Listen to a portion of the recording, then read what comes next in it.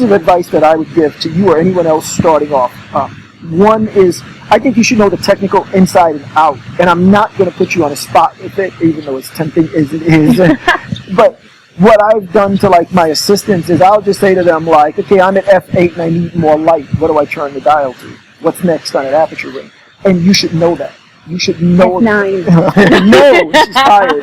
We're going to send her home, okay? But you should know that stuff because the people who are succeeding in this, they do know it.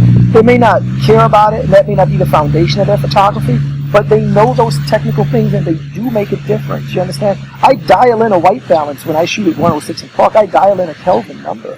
I understand what white balance is and what it means and how it affects the color, and I have a number that I dial in that looks good at 106 in Park. You understand? Like I know what I'm doing in a technical sense, and I think a lot of people try to skip that today because the cameras really are so good.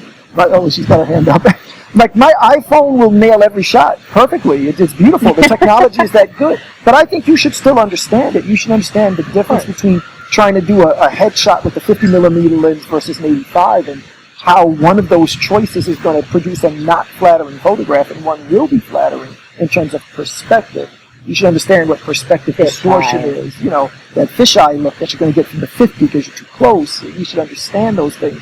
And a lot of people don't. And when you understand it, it can open the door for you because when you want to do something, you understand how to accomplish it. Understand, if I want to shoot Chelsea in a shade or Chelsea in a sun, it's my technical ability that can make that vision come through because I understand what I would do differently to shoot her in the sun versus to shoot her in the shade. You understand that? I think that's very important. I think a lot of people skip it today because you could just go to program and get a good photograph. P for professional.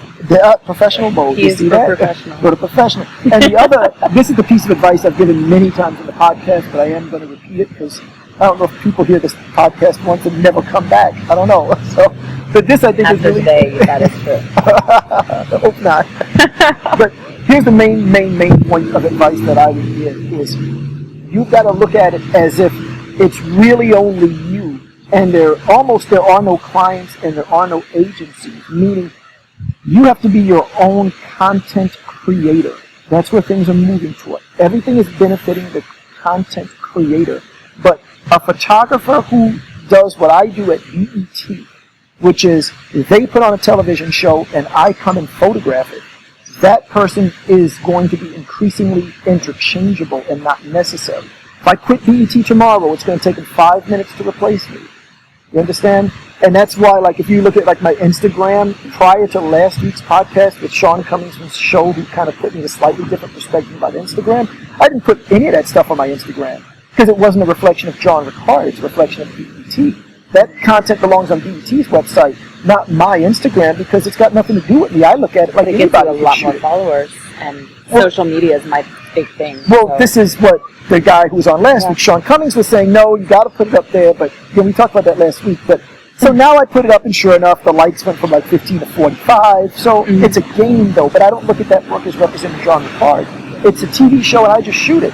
What you need to be doing is, you need to be creating your own content that you don't need to depend on anyone else to do. Some type of content that you could wake up Sunday morning at 3 a.m. and go shoot that content. Because you're either shooting your best friends, or you're shooting your city, or you're shooting your life, or it's some kind of shoot that you are pulling together. You're paying a model, you're paying a location fee, you're paying a stylist, you're creating a look. You have to be your own content creator. This is huge. This is not the case 15 years ago. Because 15 years ago, if I needed a picture done, I had to hire a photographer to shoot it. Today, if I need a picture done, I can shoot it myself.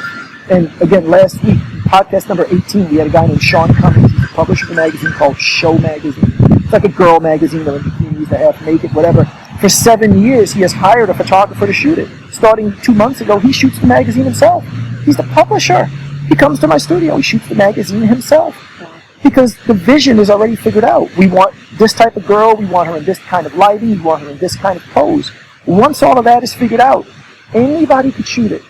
So if you're the guy banging down the door trying to say, hey, I can do what John Ricard does and I can shoot BET, BET is going to go, yeah, you're right, but who cares? You can shoot it, John Ricard can shoot it, and Chelsea Lauren can shoot it. I don't care which one we pick. Just like when they hired Getty, sometimes they're doing what Chelsea said. They're going, and we want Chelsea. Other times they're going, we want Chelsea, and we need a second shooter, send anybody. All the time. Correct? So, Or just whoever you have on hand. send them down. So what you need to be doing is you can't let that, you have to be the guy that we know, he shoots skateboarders at dark, or he shoots whatever, whatever, a tattoo artist who moved here from Oregon. That's what he shoots. There has to be a thing that you shoot, that you create that content that you become known for, so that you are 100% relying on yourself for content. When you want a new piece for your portfolio, so if I want a new piece for my book, if I'm saying, well, I'm going to wait the next 2 weeks and see who BET brings through, and I'm going to shoot them and add a picture to my book, I'm dead in 2015. I'm dead. I need to be saying, I want something new in my book, I'm going to go tomorrow and shoot it. You have to be controlling your own content. Think of yourself not as someone who documents things, someone who creates content. You follow what I'm saying? I think that's the number one single best piece of advice I can give you. Become a content creator.